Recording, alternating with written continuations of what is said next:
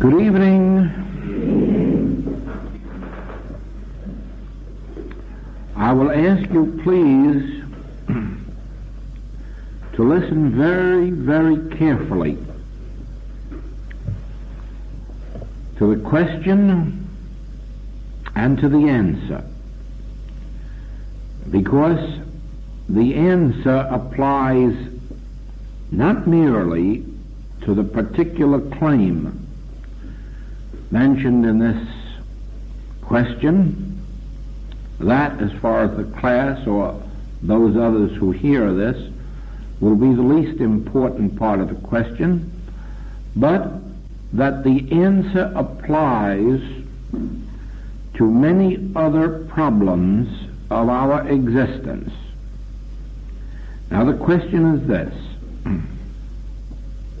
was I right in understanding you to say that when treating a Mongol child, the one helping had to be working constantly to build up a consciousness?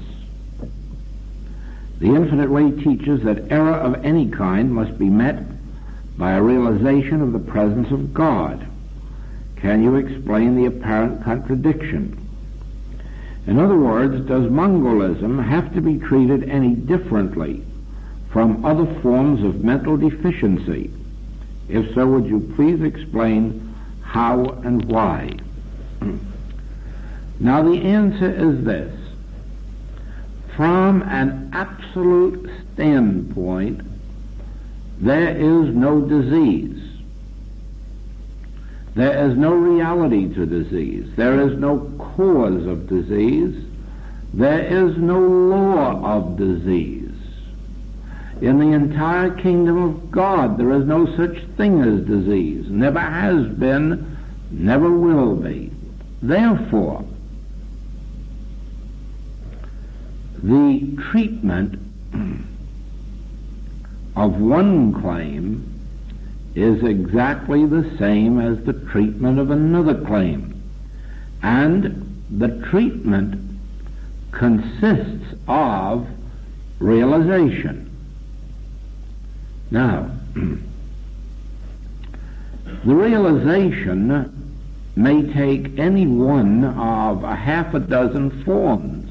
For instance, one may, through their treatment, prayer, communion, call it what you will, have a clear realization of God's presence, so definite, so clear, so complete, that all form or any form of error can dissolve in that very instant. On the other hand, the realization may not take that form. The realization may take the form of why disease has no power or no law. The thought of God, the word of God, the feel of God may not enter into the realization at all. It may just be the realization of the nothingness of error. I will illustrate that for you. In the case of a man who called on me by telephone with not only an incurable disease, but one which was supposed to be fatal within the next 72 hours. And in talking with that man on the phone, I was led to say, but there is no law of disease, is there? And he said, oh yes. Yes, that's what I'm suffering from, a law of disease. If we knew the answer to that law, we could be cured. And I said, no, there is no law of disease, because God is law, and God is spirit, and God is infinite. Therefore, all law is spiritual law, and it is infinite. And the healing took place in that very instant. 24 hours later, a hospital declared that man completely well of that disease. No, there was no realization of God there. There was the realization of there is no law but the law of God. There is no law to disease. That wiped out that belief. No. In the absolute truth, then, the realization of God, or the realization of the nothingness of disease, sin, fear, error in any form, should be sufficient to wipe out the particular claim with which you're faced. And it really makes no difference whether it is a broken bone, or whether it is a destroyed brain, or whether it is insanity, cancer, tuberculosis, or any other name that you can think of. Ah, yes, but that's the absolute. Now, what is the situation? Well, the situation is this. So far as is known, there has never been a cure of mongoloid infants in the medical world, and so far as my personal knowledge goes, there has never been a healing of it in the spiritual world either. Some cases on which I have worked the last few years have responded, and there is some measure of improvement.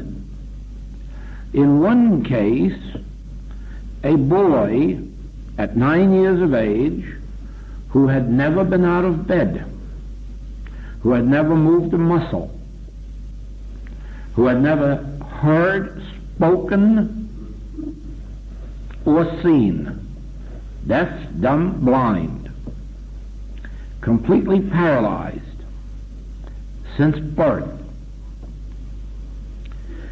In 2 years, the boy walked, spoke, saw, and heard, and he now has a teacher giving him daily instruction to bring him up to date with schoolwork. You cannot yet call it a complete healing. As far as it's gone, it's beautiful.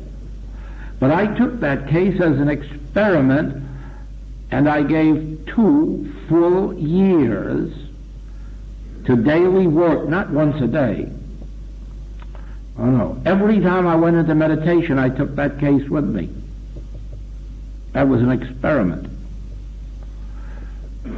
Such a thing had never before been demonstrated to my knowledge. Certainly I have no knowledge of any other case of it. I doubt that you have. And I'm not satisfied yet that the case is complete. I am satisfied that many, many times I had complete realization, but the baby didn't spring up instantly. Over and over and over again. There have been a couple of other similar cases in which I have wonderful reports of improvement, but not complete healing, and I took those cases as experiments. And I have worked with them 2 and 3 years, day in and day out, as if they were my own children, because I want to find out why we cannot break these so-called impossible cases. Now, many years ago, my own mother was a victim of what is called migraine. Not what you call migraine headaches, but migraine. And migraine medically is incurable even to this day. No cure has been discovered for it, and nobody ever survives it, although they live a long time in misery. And we tried everything that was known to medical science and everything that was known to spiritual science to help or to heal my mother, and failed. And you can imagine that when I came into this work, I hoped the day would come when such a case would come my way, and that I would have the opportunity to work on it.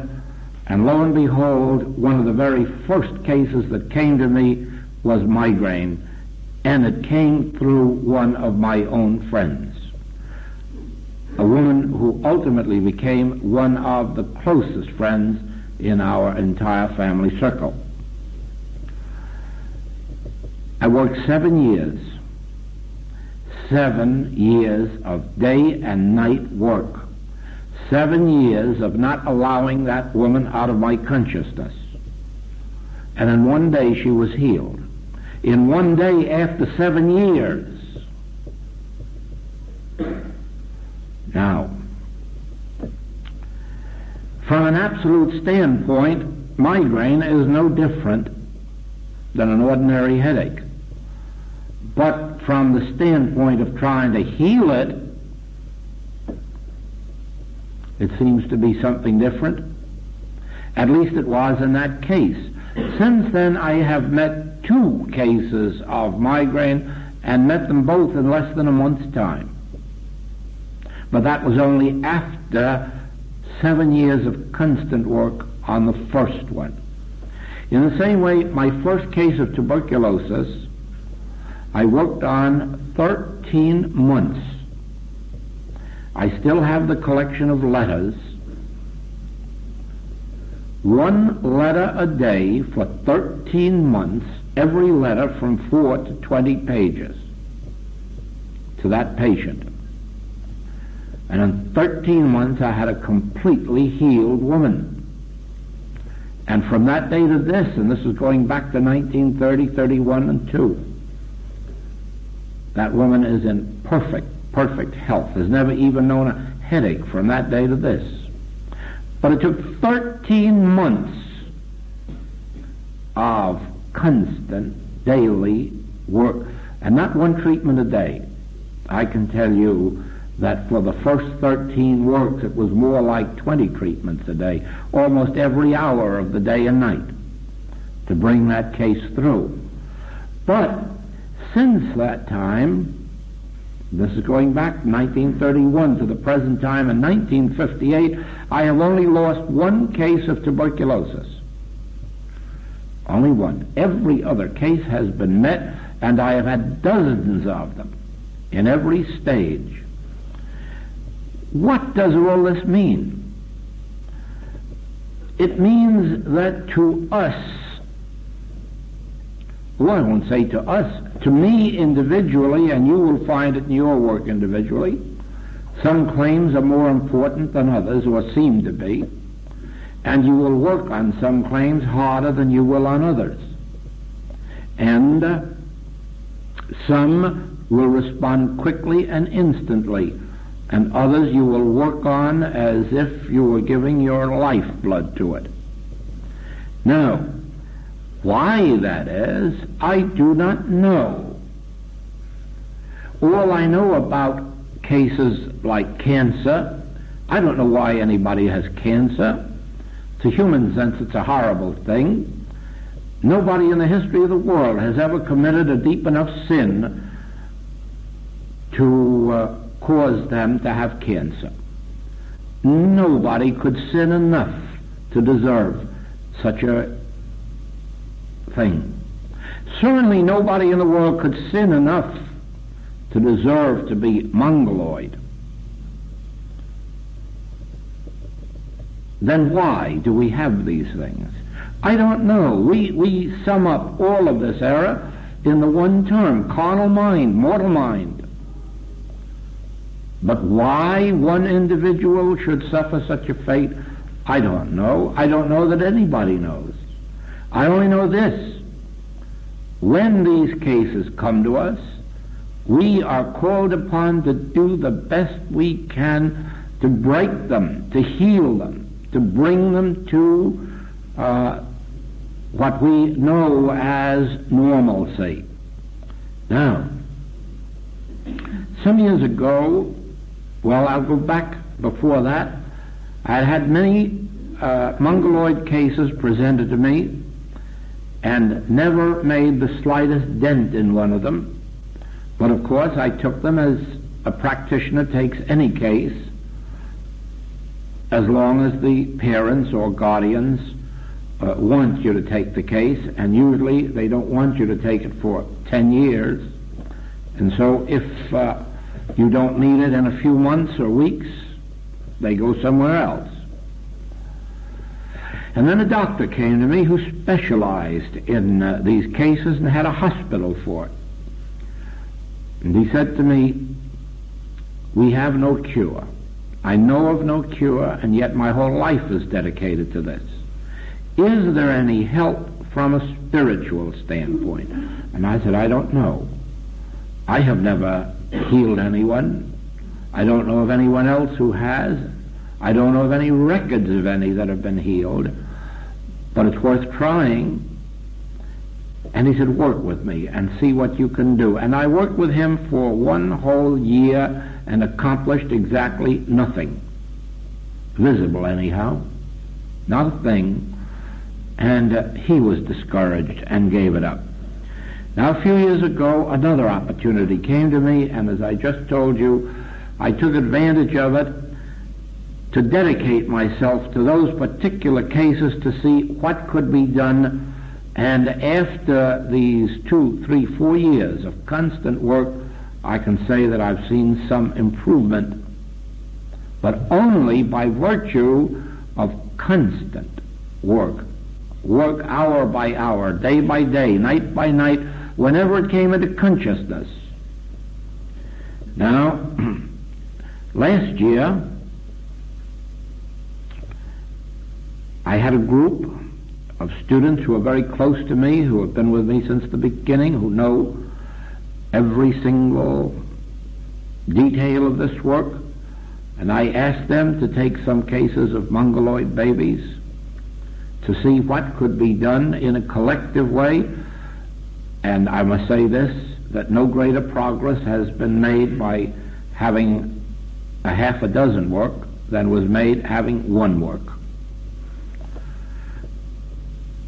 All I can say to this question is, and I'm going to say the same to you about cancer, I'm going to say the same to you about polio.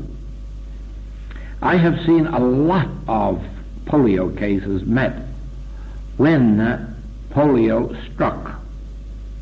I have never yet seen a child crippled with polio for some length of time restored to normalcy through spiritual help. I know it can be done. I know that any case can be done if you can dedicate your life to it. But what can be done ultimately, that nobody knows. That is a question that is still open to the spiritual world. Now you must remember this. As soon as a person finds that they have some healing gift or healing consciousness, the world starts to come to them for help. And they get busy with a practice. And therefore, it is very difficult to find a practitioner who could set aside their life to heal some child, not their own. There is where the difficulty comes in. How are you going to find someone to give the time, the attention that these cases seem to require, until perhaps 1, 2, 3, 4, 5 of these cases are so completely broken that after that they'll be as simple as a common cold. It is the first half dozen cases that are going to require consecration. Just as I am convinced that the 13 months that I gave to my first case of tuberculosis has resulted in the healing record since, so I am convinced that when anyone finally does break a case of cancer, polio, mongoloid, blue babies, once they do, the second one will come easier, the third still easier, and probably by the 10th we'll have the whole world broken and there'll be no more such cases to hold us back. Try to understand this. all healing is proportionate to your developed state of spiritual consciousness. Had you gone to Jesus Christ, with most cases, you probably would have had an instantaneous healing. It does say that he healed those born blind. It does say that he healed the mentally deficient. It does not mention cancers or polio or mongoloid babies. So we have no way of knowing whether he met those or whether he did meet them, but they weren't named. We do know this, that with God, that is, with your spiritually developed consciousness, all things are possible. But just as beginners in spiritual healing are usually called upon to meet colds and grippe or flu or some of the more minor things, and the more developed practitioners seem to get the cancer and polio cases and the difficult ones, so it is, I am convinced, that when such claims are met, as these I've mentioned, cancer, polio, mongoloid babies, they are going to be met by somebody of highly developed spiritual consciousness who is consecrating their lives to the spiritual ministry and who is maintaining the highest state of spiritual consciousness. What I would like to say is this: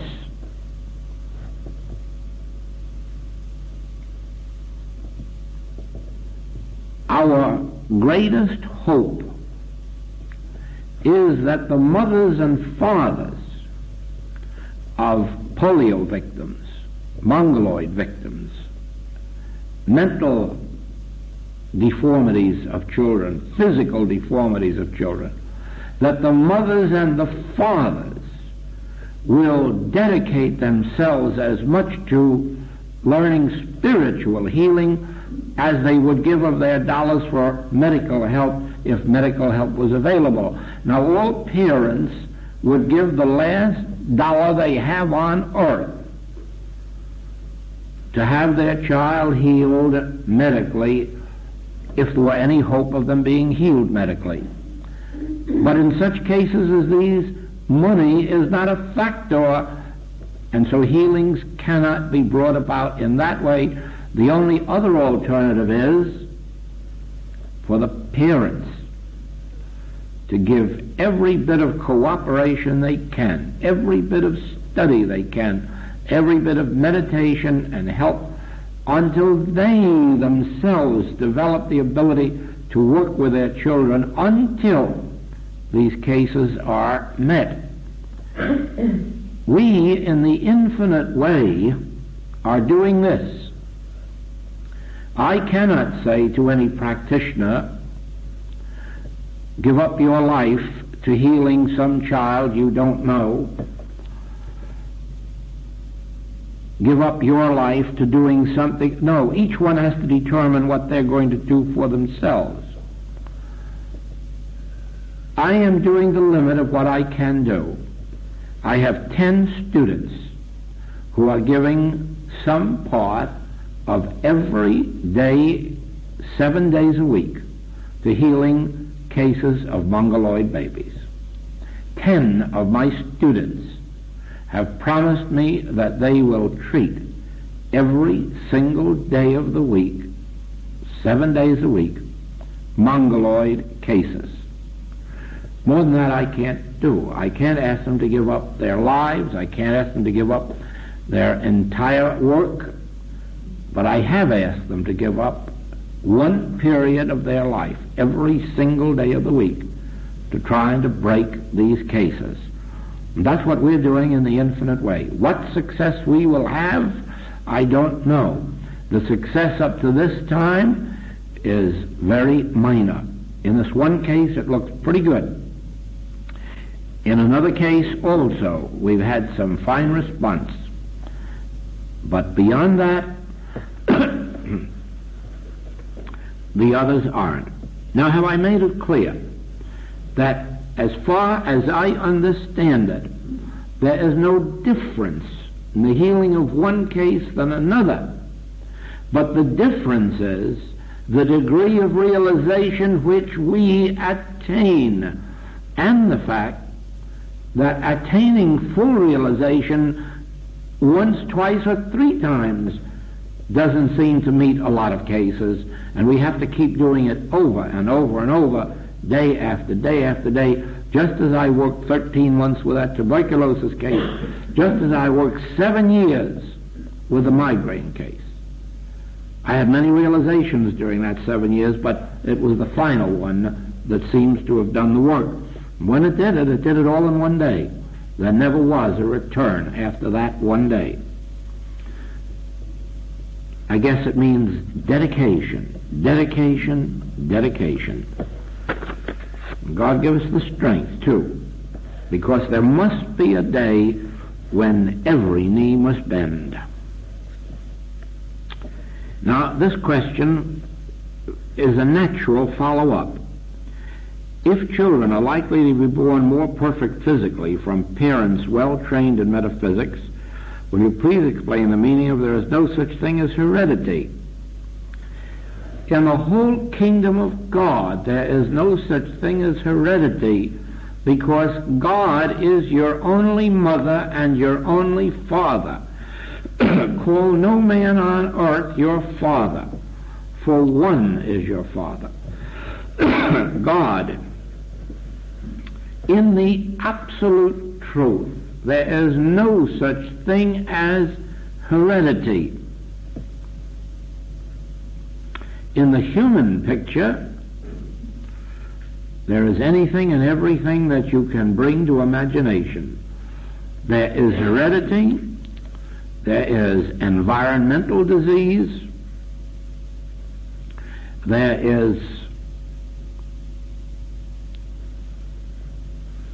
contagious disease, infectious disease, there are accidents, there is alcoholism, there is sexual abnormalities. Anything and everything happens in the human picture. Not one bit of this happens in divine consciousness, and every bit of this is nullified in spiritual consciousness. Now, there is no such thing as heredity except that which we inherit from God. That is absolute truth. On the other hand, there is no disease, no sin, no fear. But that's in the absolute. That's in spiritual consciousness. Why are we engaged in this work? Well, what does the Master say? I am come to do the will of my Father. What did he do? Heal the sick, raise the dead, reform the sinner, feed the hungry. In the human picture then, there is disease, there is sin, there is fear, there is war, there is jealousy, envy, hate, malice. In the human picture, there are the diseases caused by germs, by infection, by contagion. In the human picture, there are accidents out on the road. There are even accidents in the bathtub. We're told there are more accidents in the home than there are out on the road. Not in the absolute, not in the kingdom of God, but in human experience. Now, the Master came to do the will of the Father. And the will of the Father is that you have no disease and no sin and no fear. And therefore the Master came to give us a principle which first of all would clear away the sins and diseases of which we are now victims. And then this principle would see that we had no return of them. Now the principle that he gave us is this. There is but one power, and that power is God. And all of these sins and all of these fears, all of these diseases, infections, contagions, are not power. In the sight of God, they do not exist. Therefore, I can say, what did hinder you that you're sitting there crippled? That disease has no power, so get on your feet, rise, pick up your bed, and walk. And in that highly developed spiritual consciousness in which the Master knew no power but the power of God, even Pilate, the greatest temporal power of the Holy Lands, thou couldst have no power over me. So in the Master's consciousness, he saw the powerlessness of anything that the human mind could conceive. He saw that temporal power, whether it's the power of a Pilate, or the power of a germ, or the power of heredity, or the power of weather or of climate, he saw that these were not power. But remember this, he had this highly developed spiritual faculty that instantaneously saw the nothingness of any power but that of God. Now, in our healing work, that is exactly what takes place. And when we are somewhere near as high in that spiritual consciousness as the Master was, we have most marvelous healings. When we're not, the healings take longer. On the other hand, when we are dealing with those who are making some attempt to live spiritually, that is, loving their neighbor, praying for their enemy, forgiving 70 times 7. In other words, also living as if God were the only power, they are far easier to heal than those who are still steeped in materialism and placing their faith in material means and in material living, material pleasures. That is why in the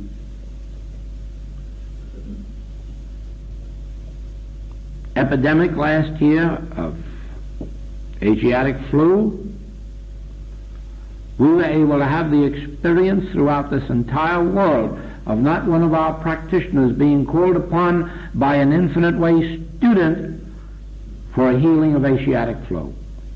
Either not one of our students contracted the disease, or they were able to meet it so quickly themselves that they didn't have to ask for help. That is what happens when we are dealing with those who are themselves forsaking material forms of life. It is much easier to lift them up, much easier to draw them out than those who cling to their material beliefs, their material faith, their material hope, their love for material living. In other words, the Master said that there must be fertile soil. If you are fertile soil, the word of truth that's dropped into your consciousness will take root, it will grow, it will develop, and it will come forth beautifully. If your consciousness is not so fully spiritually developed, fertile, you may have some temporary benefits, but they will not last. But then he said, if there is no fertility in your soil, the word will not even take root. Not even a little benefit will come forth from it. That's very clear in his teaching, that there must be fertile soil for truth to take root in. And if it isn't, nothing can happen.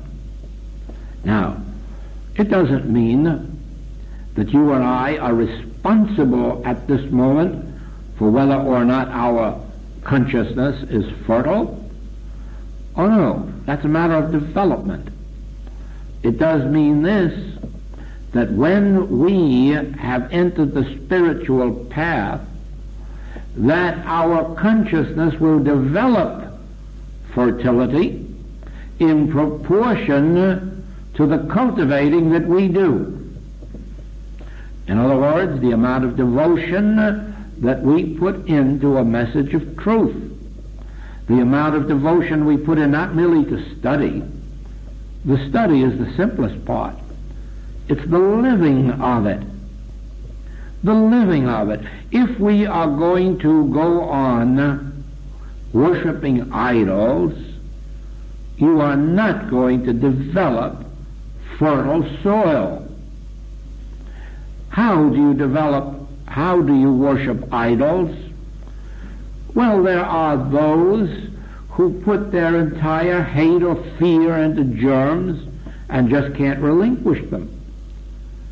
And those germs really are worshipped almost like idols. Others have placed their faith and hope into some form of medicine, and they've set up medicine as if it were a god. Others have set up money. Oh, you know that it's said that money is the god of this world? It is. It is. There are more people that either love it or hate it or fear it than anything else there is in all the world. And that's idolatry, for money has no power. Money is a blank nothingness. And until you come to that realization, you're putting power in it. And by putting power in it, you're making an idol of it. So whether it's money, or whether it's medicine, or whether it's a family, or whether it's a title, whatever it is, ambition, whatever it is that you're making an idol of, that is preventing spiritual development. In proportion as we learn to relinquish hate, fear, and love of anything that has form, in that degree are we developing spiritual consciousness. When we learn to enjoy the things of this world, but neither hate them, fear them, nor love them, then we are in that state that the Master described when he said, be in the world, but not of it. Be in it, and enjoy the good things that come your way. But don't worship them. Don't fear them, don't hate them, and don't unduly love them. Then you'll find that you are obeying the most difficult commandment ever given to this earth. Thou shalt love the Lord thy God with all thy heart, with all thy soul, with all thy mind. That doesn't leave any room for any other love, does it? And the first thing you know, a mother comes back and says, well, what about my children? Well, the Master must have known about children, but he still said, love the Lord thy God with all thy heart and with all thy soul, with all thy might. And I suppose he meant, and then let your children come next. But no, the children must come first. And God can come next with many. With others it isn't children, it's business. Oh, yes, no, I must take care of business first. Business first, and then maybe God, no, my family must come next. Then God can come third. But the Master says, thou shalt love the Lord thy God with all thy heart, with all thy soul. And then the Master, in order to rub it in, said, you must love your neighbor as yourself. And there are those who think they're really obeying that when they love the family that live next door. or when they love those of their own religious belief or those of their own nation and are willing to call that their neighbor. But that isn't the neighbor. That isn't the neighbor. The neighbor exists all around the world, and it only takes a few hours now to visit your neighbor at the other end of the world. And now he's become your really next-door neighbor just by a few hours' visit. You see, fertile soil means the ability to live in accord with the way that the Master outlined. It includes the ability to pray every single day for our enemies. It includes the ability to pray every single day for those who persecute us, for those who hate us, for those who despise us. It includes the ability to make some provision, even for those we don't like personally. So you see, when it comes to healing, you must remember that the practitioner, first of all,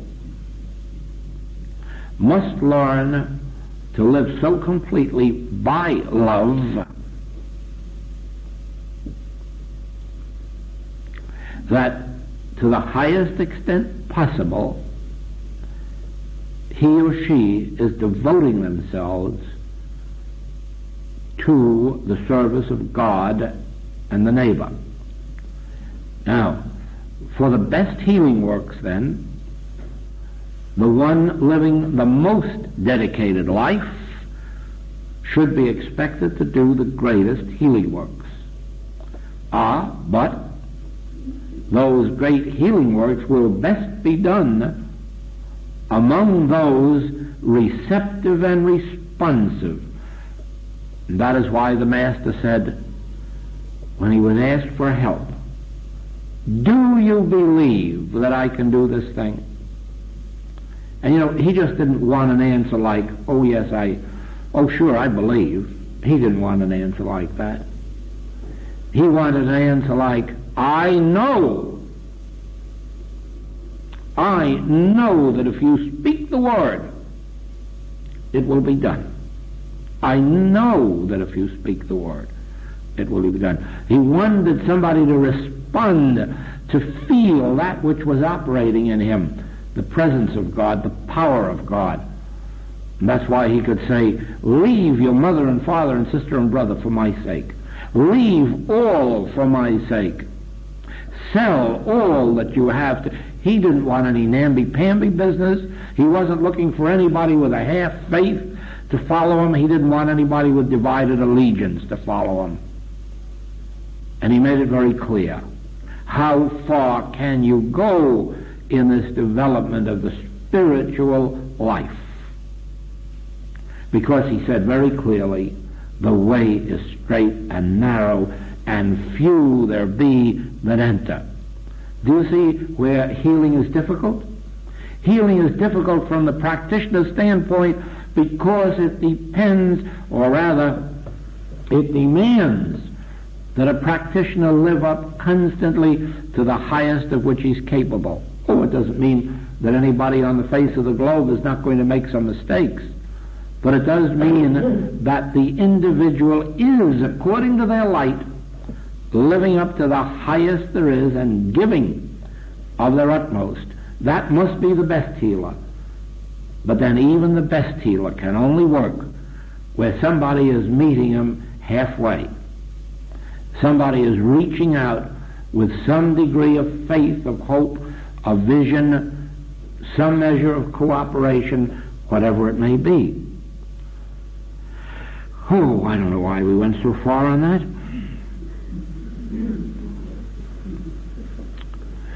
You speak about renouncing the idea of good and evil and thinking in terms of one. What about all the other pairs of opposites? Means exactly the same things. When we say good and evil, that really embraces the pairs of opposites. It really means light and dark, elation and depression, happiness and unhappiness, purity and sin. It means rising above both. And of course, they must be transcended. Otherwise, it would be an impossibility to obey the Sermon on the Mount. Now, in our Chicago 1956, Seattle 1956, Portland 1956, and I'm sure those classes or some of them are available to you, that subject is carried on for hours and hours and hours. And more especially through the Sermon on the Mount, showing you how you could not possibly live up to the Sermon on the Mount unless you transcended the pairs of opposites, for it tells you right at the start that you must resist not evil. Now, if you resist not evil, it must only be because you don't believe in two powers. Therefore, you have transcended the two powers. But if you have, you've not only risen above the belief that disease is evil, you've also risen above the belief that a lack of money is evil, or that unhappiness is evil, or aloneness is evil, or any of the other things that come in the pairs of opposites. Now, how is that accomplished? It's accomplished in this way. Now watch it, because you'll never get it in any other way. If I say to you there is a spirit in man, there is a spirit flowing out, and this spirit within me is the presence and power of God, and it is my meat, my wine, my water, my bread, the staff of life. It is life eternal. It is the resurrection. Now I say to you that the Spirit of God in me is the all power, and it is the only power. And if I need bread, it will appear on this table as bread. If I need water, it will flow as water. If I need resurrection from the dead, I will be raised up between night and morning. Regardless of my need, the Spirit that is within me will appear outwardly as it. I have transcended good and evil. You know why? Because there's nothing out here that can be good or evil to me if the Spirit of God is my own life. If the Spirit within me is infinite all, there's nothing good out here. There's nothing good out here, and there's nothing bad out here. Whatever is out here is just for use. But it, for me, is neither good nor evil. I don't need it. If it comes my way, I can use it. I don't desire it. I don't care what it is. If it's out here, if it's external to me, it's neither good nor evil. It's useful, some things, beautiful, other things, desirable, other things, companionable, yes, all of these things. But power of good or evil? No. The power of good or evil in me brings me out here all that I need. And if I need companionship, be assured, I won't desire it out here. The Spirit of God within me will bring it to me, and it will be perfect. And if I need help, it will come. And if I need money, it will come. If I need transportation, it will come. It won't be a power out here, because this is what produces it. Now, until you can see the meaning of the teaching of Jesus Christ that is built around the word I, you cannot understand how you can rise above both good and evil. But if you can understand that I am life eternal, then you'll know that there's no power of harm out here to that which I am. If I already am life eternal, nothing can make me eternal. But on the other hand, what can stop eternality? It wouldn't be eternal if it could be stopped. Therefore, I already am eternality. Nothing good can make it so. Nothing evil can prevent it being so. Is that clear? If I am the bread of life, is there any bread out here that's any good? No. Is there any absence of bread that's evil? No. Because I embody the bread of life, the staff of life. I already have it. All that the Father hath is mine, and I am it. I am the bread and the wine and the water. I am life eternal. I am the resurrection. Then what is the good and evil? Nothing. All there is the Spirit of God, which God has planted in me from the beginning before Abraham was. Do you see that? Now, then do you not see that all the money you can heap on this table can't be good or evil? Because I have no need of it. I have and that's all I have need of. And as long as I have that, if I need money tomorrow, it will be there. Therefore, I don't need it heaped up out here. I need the realization that I am all the money in the world that I'll ever need. I am the substance of all form. God planted that in me from the beginning. Therefore, money can't be good to me and money can't be evil. Money is just a thing that is provided for daily use. And it will always be provided if I am I. Because I am the bread of life, the substance of life. So it is. Can I pray for life? No. What good is prayer? The only prayer that's good is realization. Thank thee, Father, I am life eternal. I can't die. I can pass from physical sight. Judging by the history of mankind, everyone has. Probably everyone will. The greatest spiritual masters of the world did. The Hindus, the Chinese, Japanese, Hebrews, Christians, every single one in their time has at some time or other left this human scene, and probably we will too. Is that death? Then Jesus has died, Moses has died, Enoch has died, Lao Tzu has died. What a sad world that is for us. There's no hope for us if they have died. But they haven't died, because life is eternal, and they knew it. And their knowing of it was their demonstration. That brings us back to here again. There is no heredity? No. If you know it. If you don't know it, there is heredity in the human scene, and there is lack and limitation and lonesomeness and all the things that go with human life of good and evil. But all of those disappear once you know, thank you, Father. I know why Moses could say, I am that I am, and when he said it, his face shone like a light. Because it was the truth. And Jesus Christ had a halo, because he knew, I am that I am. I am the bread of life. I am the way. I am the truth. I am life eternal. To know God aright is to know life eternal. But he said, I am life eternal.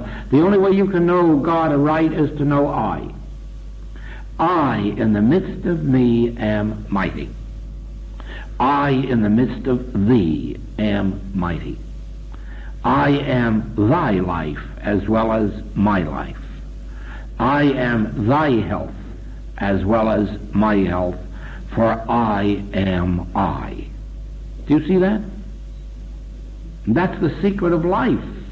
And without that you have nothing. Ye shall know the truth, and the truth shall make you free. And what is the truth? I am the truth. Only don't say it to Pilate. because he'll not only crucify you, but cut your head off too. Don't go out on the street and tell it to the people on the street that I am life eternal. Don't tell them that I am the way and I am the truth. They'll lock us all up. Yes, your church here, the Church of England, last week closed its doors to a man because he said he killed cancer spiritually. And he must no more enter a Church of England and use its platform. That's what they will do to you. All churches, all governments. If you say these things aloud, Jesus said, go and tell no man what things you have seen. Go show the priests. Priests, spiritually enlightened ones. Tell them. But don't go down to the street corner and say, I am the way and the truth and the life, because it'll be a sad day for you.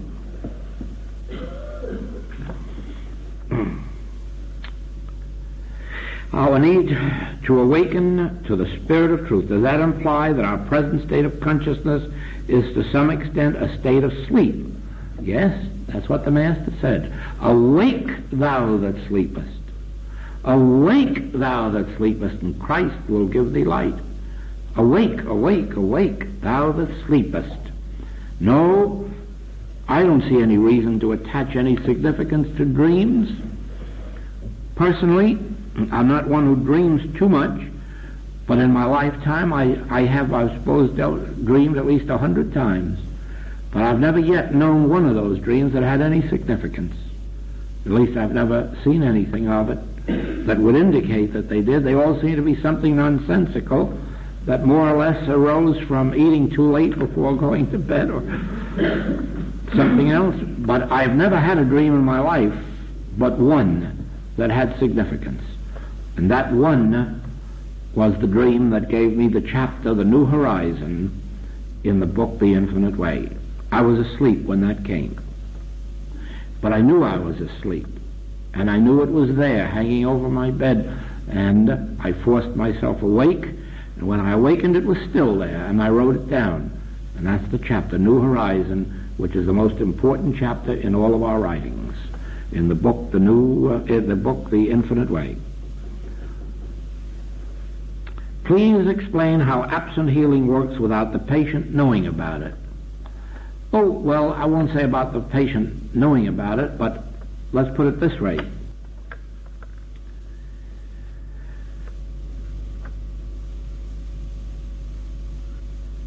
One with God is a majority. If you ask for help, you have aligned yourself with my consciousness. Just by asking for it. Doesn't make a difference whether you ask face to face, whether you write a letter, send a telegram, or call on the telephone.